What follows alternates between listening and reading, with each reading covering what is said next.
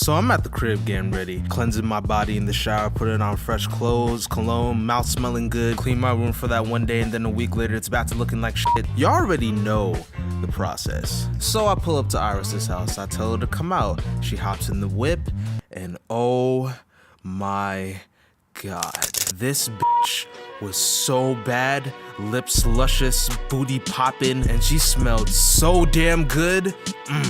She was indeed a bad bitch. Now, right off the bat, we got along pretty quickly. I don't remember how the initial conversation went, but just to fill in the gaps, it went something like this. So, you listen to Childish Gambino? Oh my god, yes, I love him. And from that point on, I knew we were gonna get along just fine. So the plan was to go to my house, I'd make her dinner because I'm a that cooks, watch a couple movies, and then call it a night maybe. But I don't think she was ready for my A1 steak sauce cooking skills, so I decided to grab some pizza. We get some pizza, we go back to my house, we eat for a little bit, we get comfy in my bed and start watching movies. And then both of us slowly turn towards each other. The instant our eyes met, we already knew what we wanted and how badly we wanted it. As I leaned in to kiss her, I was just so captivated by her eyes. And as our lips touched, they were just as soft as I imagined. The kissing only got more passionate by the second, and it didn't take long for her passionate to become aggressive and intense. My nails started digging into her back. Unable to withstand the sexual tension any longer, both of us start to remove our clothes.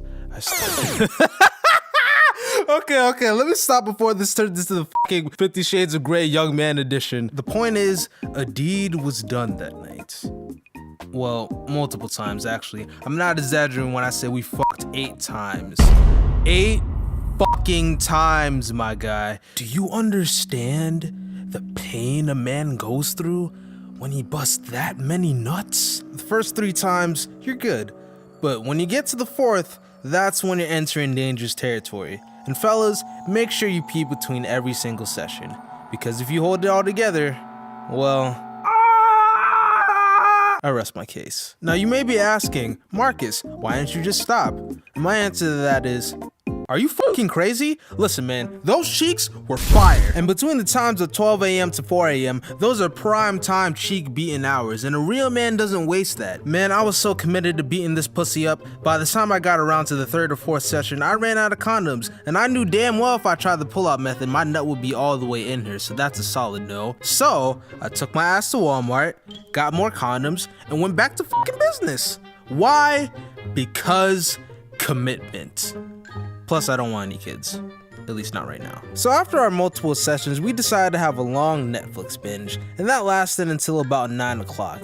And then we both realized we spent an entire day with each other. Now granted, we were enjoying our time and neither of us wanted to leave each other, but I eventually had to take her home. So I took her home. And as I'm driving away, I get this funny feeling. Not like the ha-ha funny, but more of the bubbly feel-good funny. And then I start to think, I think I like this girl. Now, let's take a pause, because I already know some of you are saying, nigga, you can't be catching feelings for a girl you had sex with 8 times, you simp-ass bitch. And trust me, I'm way ahead of you, bucko. But this never happened, so it threw me off. So I decided to just brush it off. But the more I talked to her, the stronger the feelings got. And the stronger the feelings got, the more I wanted to see her, and you get the picture. Now, it was official. I caught feelings. And I know, not a good idea, but, you know, she hasn't done anything wrong at that point. So I decided, okay, I'm gonna go on a couple more dates with her, I'm gonna wait about a month, and then I'll see how I'm feeling.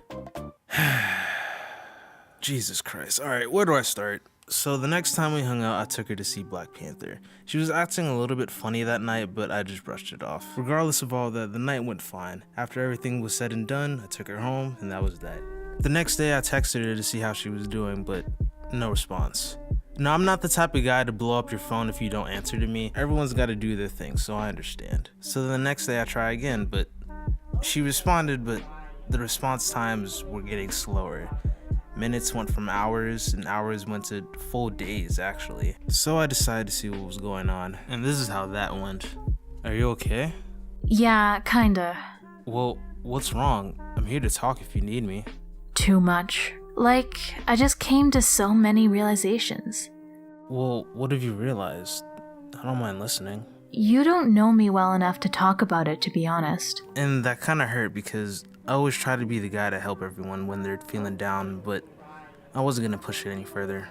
So I just gave her space and just told her if she needed anything, I'd be there. So about a week later, something just told me to go on Instagram. So I go on there and I see that she posted a story. And I just figured, oh, she must be probably doing better. And then I click on it, and then I see this. Got the good lighting, I'm not gonna show the footage for obvious reasons, but just know that she was with another dude. And it was pretty obvious what they were gonna do that night. And all those feelings of self-doubt and hatred that I've tried so hard to purge from my mind all came rushing back. And I was constantly stuck in this thought loop trying to figure out what I did wrong. Why couldn't she just been straight up with me and told me she didn't want to talk to me anymore? That's all she had to say. I guess this is karma for all the girls I've done dirty in the past. I find it ironic how the best way to communicate with someone, telling them you don't want to talk to them, is by not talking to them at all. Moral of this story, guys, don't fall for Tinder bitches. Bitch, I'm on the road, still heading, go.